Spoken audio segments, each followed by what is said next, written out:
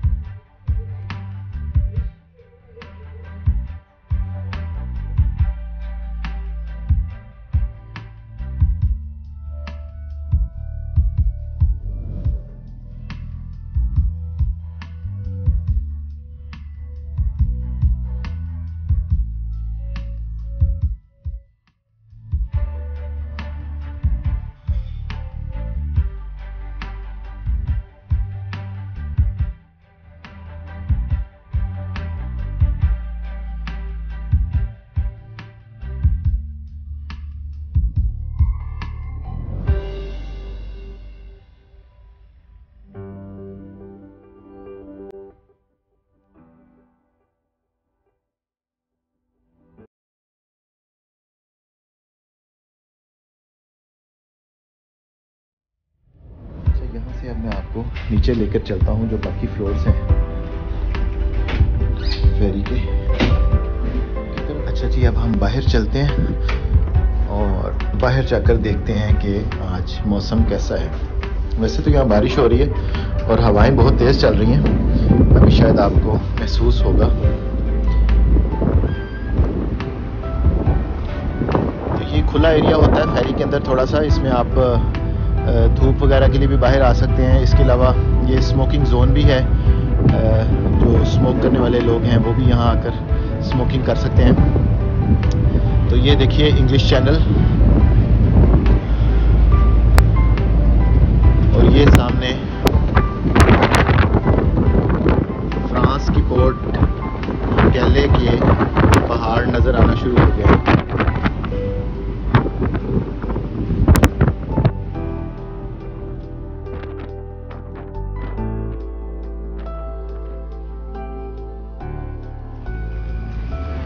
तो हम अपर डेक से उतरकर अब नीचे वाले फ्लोर पर जाते हैं, जहाँ पर नॉर्मल जो है वो लोग जहाँ पर बैठते हैं।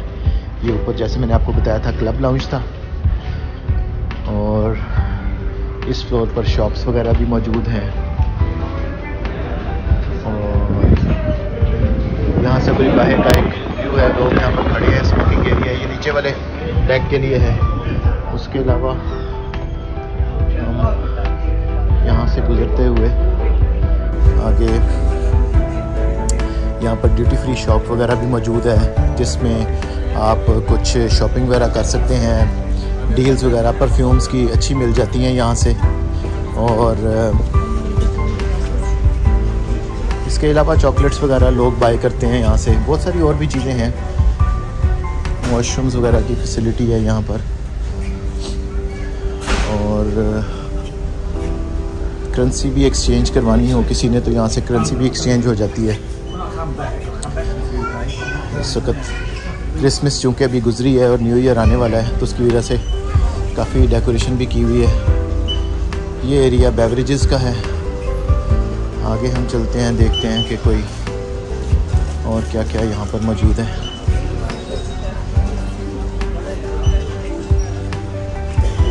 यहाँ पर तो ज़्यादा ब्यूटी का सामान है, परफ्यूम्स हैं, और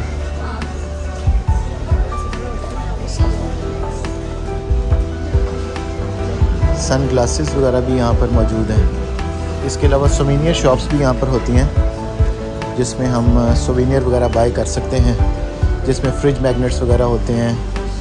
और ये वॉचेस का सेक्शन है। इसके अलावा यहाँ पर कुछ गैजेट्स वगैरह भी अवेलेबल हैं, जिनमें आपकी डेली की एक्सेसरीज़, हेडफोन्स वगैरह, यूएसबी केबल्स और शैम्पूज़ और इस तरह की चीज़ें, स्विच वगैरह, यूरोप यूके को कन्वर्टर्स जो होते हैं वो भी यहाँ अवेलेबल हैं। यहाँ पर ये अच्छी ब्रांड्स के ग्लासेस हैं, जिनमें रेबन है, लारा फ्लोरेन है, टेड बेकर है, ब्लॉक है, ओकले है, पोलोरेड है। इस फ्लोर के ऊपर भी जहाँ पर पब्लिक के लिए जो ये रेस्टोरेंट्स हैं बने हुए, यहाँ पर भी लंच की फैसिलिटीज़ मौजूद होती हैं। लोग यहाँ से चीज़ें बाय करके तो अपना लंच डिनर वगैरह कर सकते हैं। ये फेरी का फ्रंट साइड है, यहाँ से आपको फ्रंट व्यू बड़ा अच्छा खूबसूरत नज़र आ जाता है। ये वो नीचे एरिया है जहाँ से गाड़ियाँ लोड और ऑफलोड होती हैं। ट्रक्स वगैरह गाड़ियाँ सभी यहीं से आती हैं। ये एरिया जो है ये भी पोर्ट के साथ जाके टच कर जाएगा और एक ब्रिज की सूरत में अटैच होके गाड़ियाँ जो हैं ऑफलोड हो जाएंगी।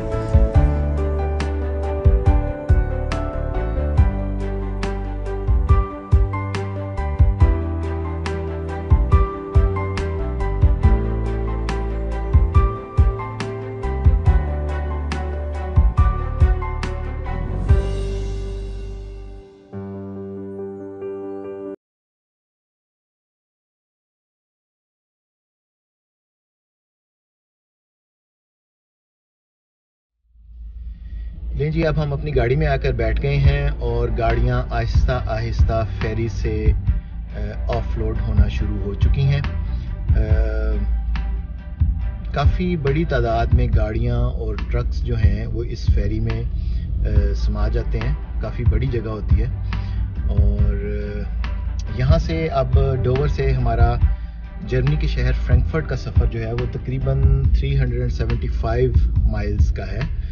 और ये अप्रॉक्सीमेटली तकरीबन 5 से 6 घंटे की ड्राइव बनती है। 5.5 घंटे की ड्राइव है अगर नॉन स्टॉप जाया जाए। और मेरा ख्याल है कि हम बीच में 15 मिनट की कोई 2 ब्रेक्स ले लेंगे और इस तरह हमारा सफ़र जो है वो फ्रैंकफर्ट की तरफ मुकम्मल होगा। तो आइए अब हम फेरी से बाहर निकलते हैं और आपको फ्रांस की पोर्ट कैले दिखाते हैं।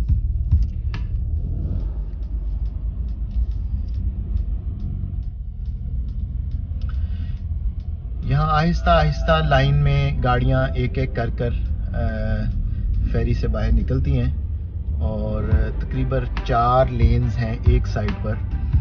सबसे पहले दाईं तरफ वाली लेन को मूव करते हैं, फिर सेकंड को, फिर थर्ड को, और अभी फोर्थ वाले जो हैं वो वेट कर रहे हैं। तो हमारी लेन थी 3 और अब हम फेरी से बाहर निकल रहे हैं और ये आप सामने फ्रांस की पोर्ट कैले देख सकते हैं।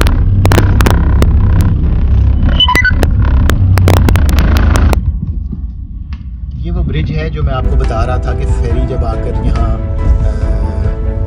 पोर्ट के साथ लगती है तो ये ब्रिज के थ्रू कनेक्ट कर देते हैं लैंड के साथ। तो यहाँ से अब हमने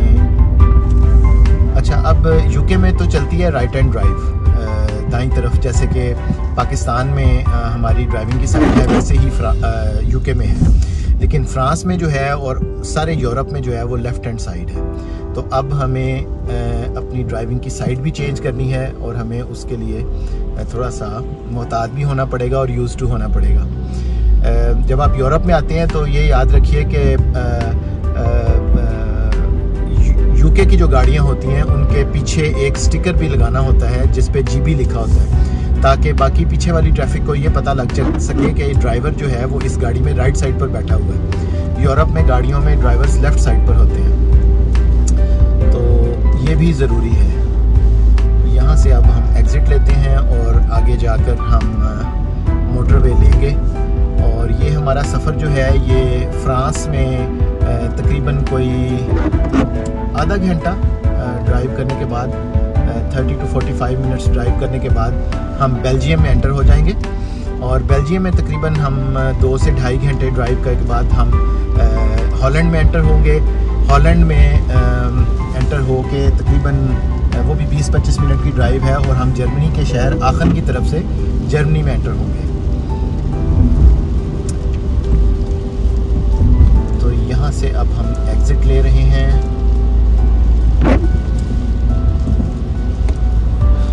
लंदन में भी आज सुबह से बारिश हो रही थी और लंदन से डोवर तक मुसलसल बारिश रही और यहाँ पर भी बारिश ही चल रही है। पिछले दिनों सर्दी यहाँ पर काफ़ी पड़ी है, लेकिन अब टेम्परेचर जो है वो तकरीबन 15 सेल्सियस पर आ चुका है और अच्छा मौसम है, सर्दियों के लिहाज से अच्छा है, बहुत ज़्यादा ठंड नहीं है। बारिश में ख़ास तौर पे जब बारिश होती है तो इतनी ज़्यादा ठंड नहीं होती।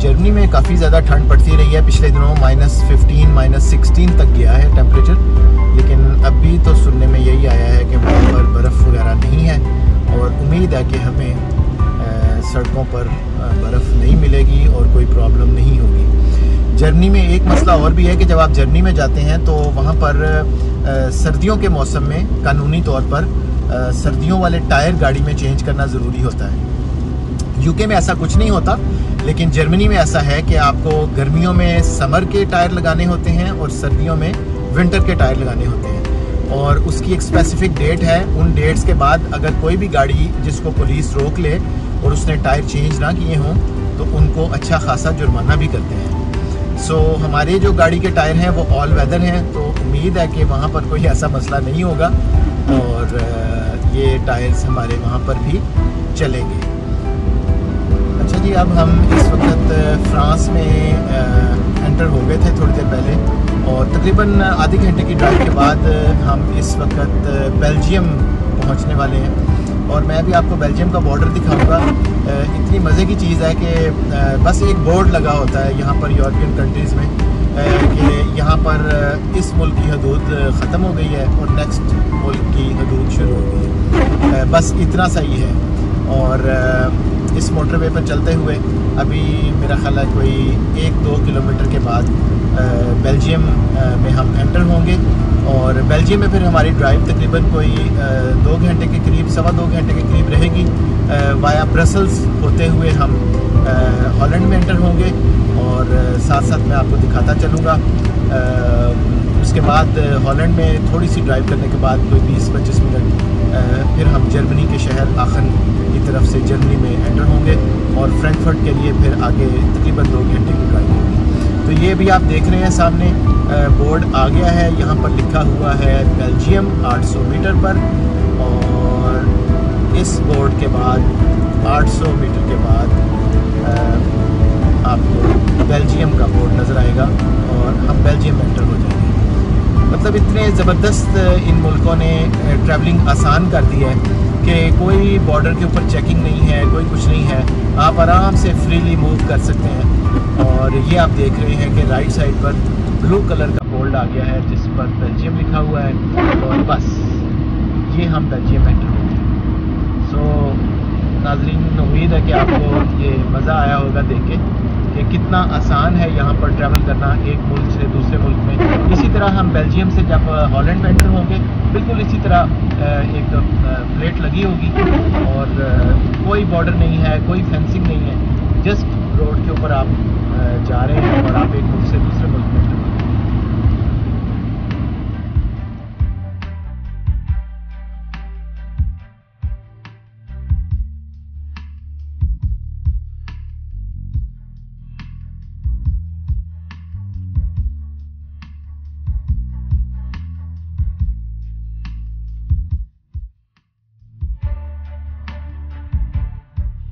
पहुंच गए हैं फ्रैंकफर्ट। तो यहाँ आज हम अपना व्लॉग ख़त्म करते हैं। अगर आपको आज का व्लॉग पसंद आया है तो प्लीज़ लाइक का बटन दबाना मत भूलिएगा और सब्सक्राइब भी कर दें और इंस्टाग्राम पे फॉलो मस्ट है। मिलते हैं नेक्स्ट व्लॉग में। टेक केयर, खुदा हाफिज़।